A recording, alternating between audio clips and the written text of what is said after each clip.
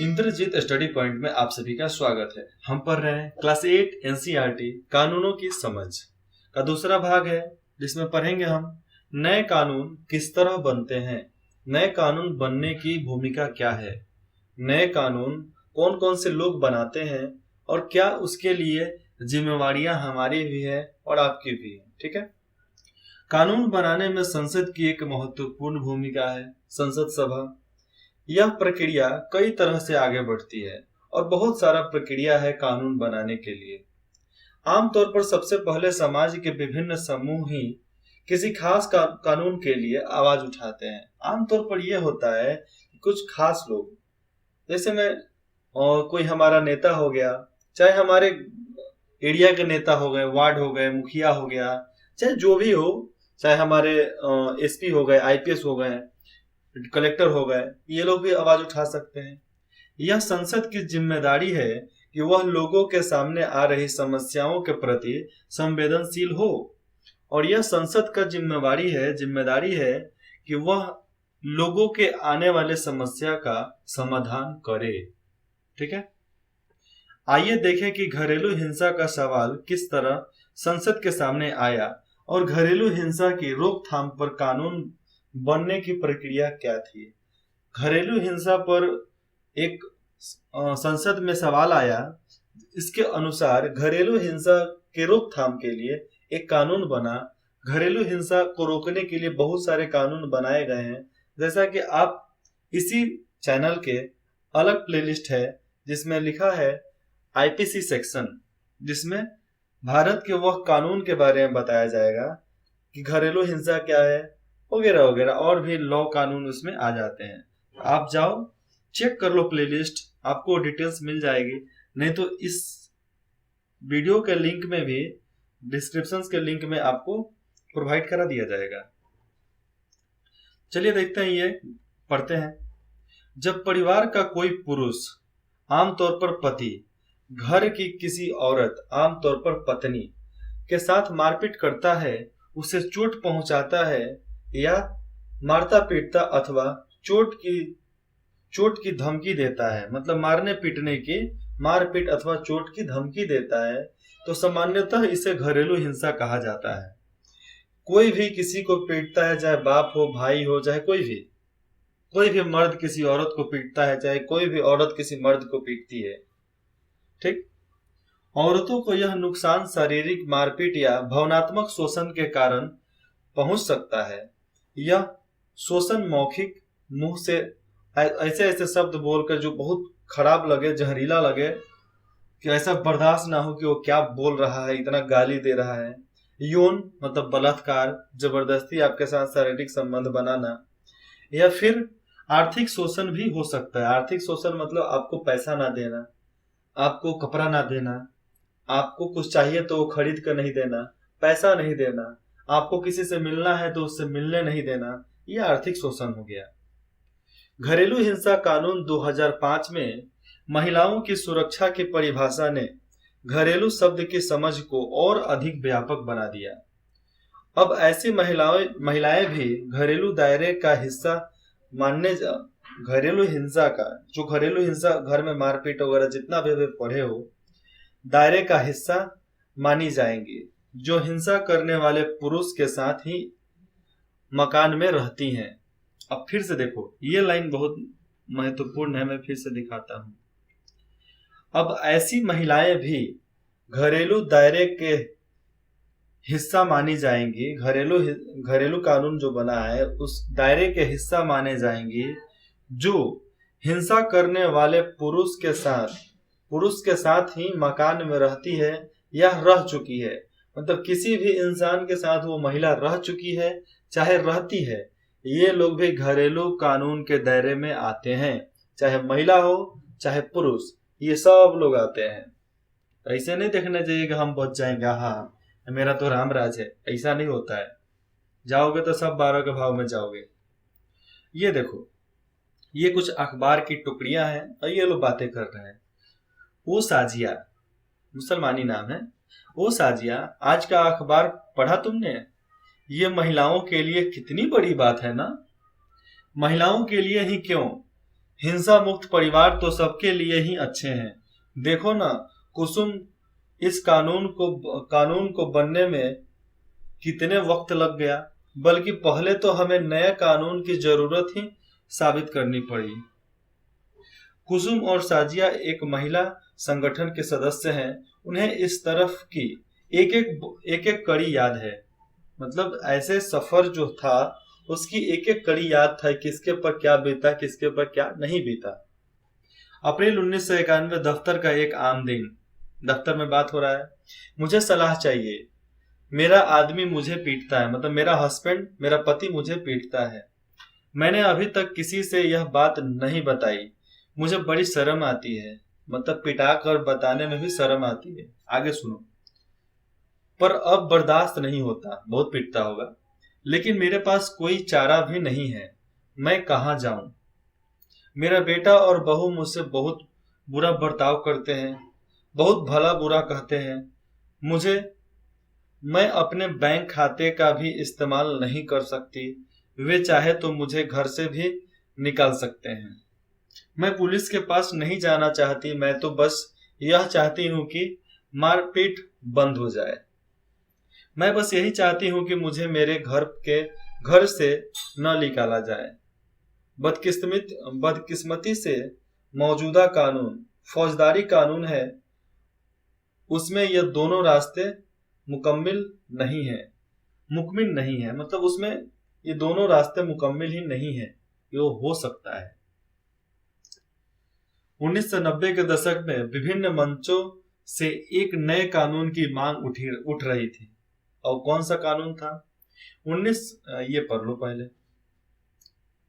हमने कई महिलाओं की आपबीती सुनाई है। आपबीती मतलब जो उस पर बीता है।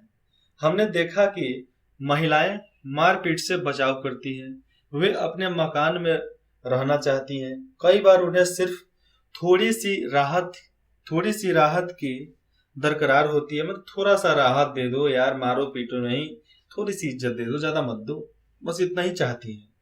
इस मुद्दे से निपटने के लिए एक नया नागरिक कानून होना चाहिए। जन सुनवाई मंच से इसको बोला जा रहा है। आगे देखो। 1999 में वकीलों, कानून के विद्यार्थियों और समाज वैज्ञानिकों के संगठन लॉरेंस कलेक्टिव ने राष्ट्रव्यापी चर्चा के बाद घरेलू हिंसा रोकथाम एवं सुरक्षा विधेयक का समौदा तैयार किया। समौदा मतलब एक लिस्ट, डाटा तैयार किया।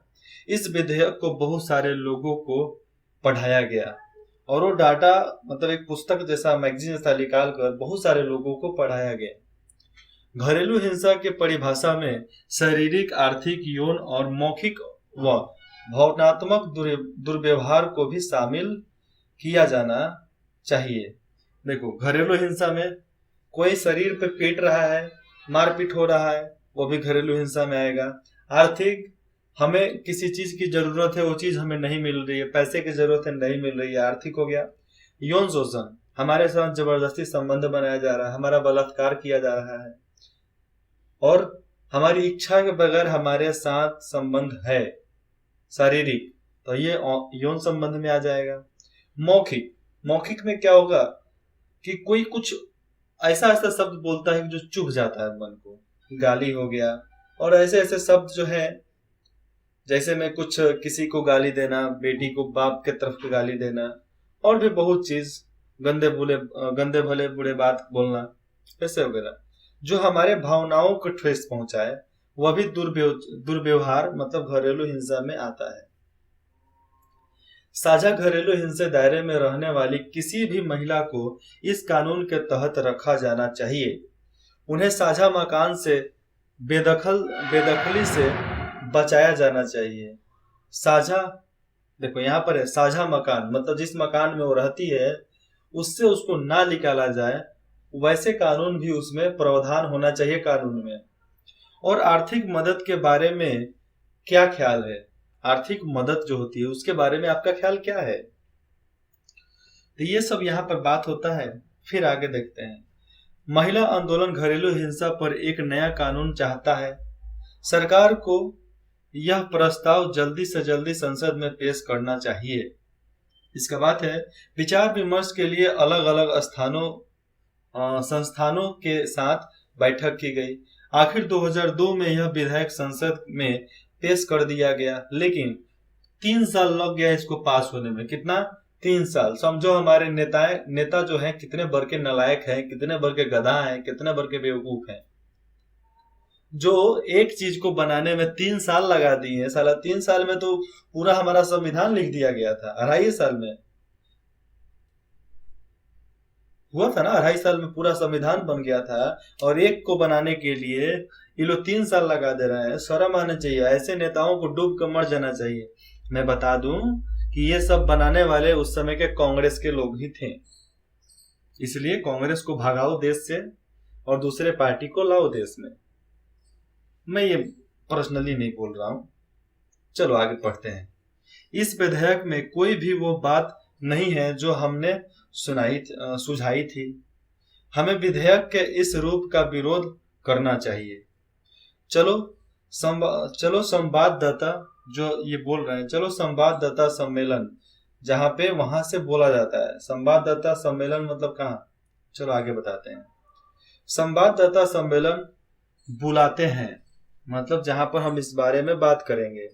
साथ ही कंप्यूटर पर एक ऑनलाइन याचिका भी उस समय भी ऑनलाइन याचिका होती थी, कम होती थी लेकिन होती थी, शुरू करनी चाहिए, ताकि इंटरनेट पर लोग तुरंत अपनी राय दे सकें। पहले भी लोग इंटरनेट चलाते थे, कम चलाते थे लेकिन चलाते थे। कई महिला संगठन और राष्ट्रीय महिलाएं आयोग ने संसदीय अस्थायी समिति को अपने सुझाव सौंप दिए कि चल भाई मेरा कर, तू मेरा दो, कानून बनाओ इस पर। जैसे में देखो यहाँ पे संसदीय अस्थायी समिति के माननीय सदस्यगण, मतलब जितने भी वहां पर संसदीय सदस्य थे, वर्तमान विधेयक को बदलना जरूरी है। जो अभी चल रहा है उसको बदलना जरूरी है। हम घरेलू हिंसा के प्रस्तावित परिभाषा से सहमत नहीं हैं। हम जो घरेलू हिंसा की परिभाषा है, प्रस्ताव है, उससे हम सहमत नहीं हैं। हमारे प्रस्ताव को भी उसमें जोड़ा जाए। इस कानून में बच्चों की अस्थायी कस्टडी मतलब जो महिला रखेगी कि पुरुष रखेगा, कस्टडी का भी इंतजाम होना चाहिए। तो जो उस बच्चे को पाल सकता है, सक्षम है, बच्चा उसी के हाथ में होता है। दिसंबर 2002 में अस्थायी समिति ने अपनी सिफारिश राज्यसभा को सौंप दी। इन सिफारिशों को लोकसभा में भी पेश किया गया। कमेटी की रिपोर्ट में महिला संगठन की ज्यादातर मांगों को स्वीकार कर लिया गया था। 2005 में संसद के सामने एक नया विधेयक पेश किया गया। दोनों संसदों से मंजूरी मिल जाने के बाद उसे राष्ट्रपति के पास स्वीकृति के लिए भेज दिया गया। 2006 से घरेलू हिंसा महिला सुरक्षा कानून लागू हुआ। अब 3 साल बोल रहे थे ना, 4 साल लग गया इन लोगों को ये घरेलू हिंसा महिला सुरक्षा कानून को पारित, मतलब उसको पास करने में, बनवाने में। मतलब 2005 में भेजा गया था राष्ट्रपति के पास। तो 1 साल राष्ट्रपति क्या कर रहा था? देश का अंडा तल रहा था क्या? 1 साल में उसको सिग्नेचर करने में 1 साल लग गया। तो ऐसे हमारे देश को नीचे करके चलाया जा रहा था, लेकिन आज बदल रहा है तो सारे गद्दारों को दिक्कत हो जा रही है। अक्टूबर 2006 में एक संवाददाता सम्मेलन के दौरान जब बात चल रहे हैं, तब देखो यह नया कानून क्या है, बात हो रहा है। कुछ लोग बताने वाले हैं, कुछ लोग पूछने वाले हैं। यह पहला कानून है जिसमें महिलाओं के हिंसा मुक्त परिवार के परिवार के अधिकार को मान्यता दी गई है। मतलब एक ऐसा कानून है जो हिंसा मुक्त, घर में मारपीट जो परिवार में होता है उससे बचाने के लिए, महिलाओं को एक अच्छा अधिकार देने के लिए, एक सुरक्षात्मक अधिकार देने के लिए तो बनाया गया है। और घरेलू हिंसा की एक व्यापक परिभाषा पेश की गई है। ठीक है, यह एक दीवानी कानून है। दीवानी कानून जो कोर्ट कचहरी में लड़ा जाता है, दीवानी कानून है जो करोड़ों महिलाओं को राहत प्रदान करेगा। बहुत सारी पत्नियां, माओं, बेटियों और बहनों को अपने घरों में हिंसा से निजात मिलेगी। हिंसा से निजात मिलेगी। हम अभी पढ़ रहे हैं अध्याय 4 कानूनों की समझ। आगे देखो, यह कानून एक बहुत महत्वपूर्ण कदम है। यह कानून बहुत महत्वपूर्ण कदम है। यह कानून एक साझे मकान में रहने के लिए महिलाओं को अधिकार को मान्यता देता है कि आपका अधिकार क्या है, उस चीज को मान्यता देता है। महिलाएं किसी भी तरह की हिंसा के खिलाफ सुरक्षा का आदेश प्राप्त कर सकती हैं। महिलाएं अपने इलाज और अन्य खर्चों के लिए आर्थिक सहायता प्राप्त कर सकती है। अब एक और लंबा सफर शुरू होता है। यहाँ पर देखते हैं। हाँ, हमें इस बात का ख्याल रखना है कि इस कानून के जिन बातों को वादा किया गया है, मतलब जिन बातों का वादा किया गया है, उन्हें सचमुच लागू किया गया है। हमें सब तरफ नजर रखनी होगी। हमें महिलाओं, पुलिस, न्यायपालिका सभी को इस कानून के बारे में शिक्षित करना होगा। फिर से देखो इसको। हाँ, हमें इस बात का ख्याल रखना है कि इस कानून में जिन बातों का वादा किया गया है, मतलब ये जो कानून बना, इसमें जो भी वादा किया गया है, क्या वो सही में निभाया जाएगा। हमें सब तरफ नजर रखनी होगी। हमें महिलाओं को भी शिक्षित करना होगा, पुलिसों को भी बताना होगा, न्यायपालिका में जो वकील या जज है उन सबको भी बताना होगा। इस कानून के बारे में सबको शिक्षित करना होगा। ठीक है, यहाँ पर देखो ब्लू कलर में लिखा है, घरेलू हिंसा से आप क्या समझते हैं। हिंसा के शिकार महिलाओं को नए कानून से कौन से 2 प्रमुख अधिकार प्राप्त हुए, इसके बारे में आप इंटरनेट से सर्च करके बता सकते हैं। नहीं तो हमें बोलिएगा तो हम तो इसका एक डिटेल्स वीडियो तो बना ही देंगे। ऐसे जब तक आप इसको पढ़ोगे तब तक तो मैं बना चुका हूँगा, तब तक मैं इसको तो बना दिया हूँ। आप प्लेलिस्ट में जाओ, चेक कर लो। Equal relationship are violence free. Equal relationship are violence free. This is the news. This is the system of घरेलू हिंसा। 2 नंबर देखते हैं। क्या आप एक ऐसी प्रक्रिया बता सकते हैं जिसका इस्तेमाल इस कानून की जरूरत के बारे में लोगों को अवगत कराने के लिए किया गया हो। तीसरा, उपरोक्त चित्रकथा पटक को पढ़कर, जो हम ऊपर पढ़े हैं, बताइए कि लोगों ने कौन से 2 तरीकों से संसद पर दबाव डाला। एक मंच से डाला और एक हल्ला उठाकर डाला। जैसा कि ऊपर चित्र में लिखा गया है कि एक तो मंच से बोला और दूसरा जाकर संसदीय में उसको पेश कर दिया गया, संसद भवन में पेश किया गया। ये देखो, जिन औरतों के साथ हिंसा या दुराचार होता है, दुराचार मतलब उसके साथ अत्याचार होता है, उन्हें आमतौर पर पीड़ित माना जाता है। इन हालात से उबरने के लिए औरतें तरह तरह से संघर्ष करती हैं, अलग अलग प्रकार से मेहनत करती हैं, कोशिशें करती हैं, संघर्ष करती हैं। इसलिए उन्हें पीड़ित की बजाय सर्वाइवर मतलब जो उसमें सर्वाइव करता हो, किसी तरह जी रहा है, तो जीना कहना ज्यादा बेहतर होगा। इस अंग्रेजी शब्द का अर्थ है जो बचा रहे। इस अंग्रेजी शब्द सर्वाइवर का मतलब है जो बचा रहे, किसी तरह जी रहा है। देखो, इक्वल रिलेशनशिप और वायलेंस फ्री का हिंदी होता है बराबरी के रिश्ते हिंसा से मुक्त। बराबरी के रिश्ते हिंसा से मुक्त, ये किताब का नाम है। इसमें सारा चीज डिटेल्स में समझाया गया है। I swear, I am 100% swear. आगे देखते हैं। इस उदाहरण से साफ हो जाता है कि नागरिकों की भूमिका कानून बनाने में कितनी अहम है। वे जनता की चिंताओं को कानून के दायरे में लाने के लिए संसद की मदद कर सकते हैं। लोग क्या करते हैं कि किसी भी कानून को लागू करवाने के लिए संसद की मदद कर सकते हैं, आवाज उठा सकते हैं, सरकार हिला सकते हैं, सरकार गिरा सकते हैं, सरकार बना सकते हैं। This is the power of normal peoples. आम आदमी कुछ भी कर सकता है, लेकिन वो ठान कर चले तो कर सकता है, नहीं तो नहीं कर सकता है। इस प्रक्रिया के हर चरण में नागरिकों की आवाज बहुत मान्य रहती है। नागरिक जब आवाजें नहीं उठाएंगे तो भाई सरकार भी मान लेगी, चलो सब ठीक है, चल जिस तरह चल रहा है चलने दो।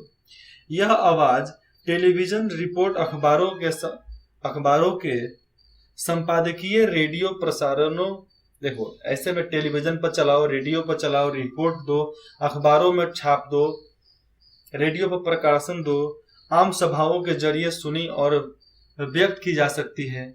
इन सारे संचार माध्यमों के जरिए संसद का काम ठोस और पारदर्शी तरीके से जनता के सामने आता है। हर चीज जनता के सामने आ जाता है। अलोकप्रिय और विवादास्पद कानून, जिसके बारे में हम अगले पार्ट में पढ़ते हैं। तब तक लेते हैं विदा। इंद्रजीत स्टडी पॉइंट में जुड़ने के लिए आप सभी का बहुत बहुत धन्यवाद। हम मिलते हैं अगले पार्ट में, पार्ट नंबर 3।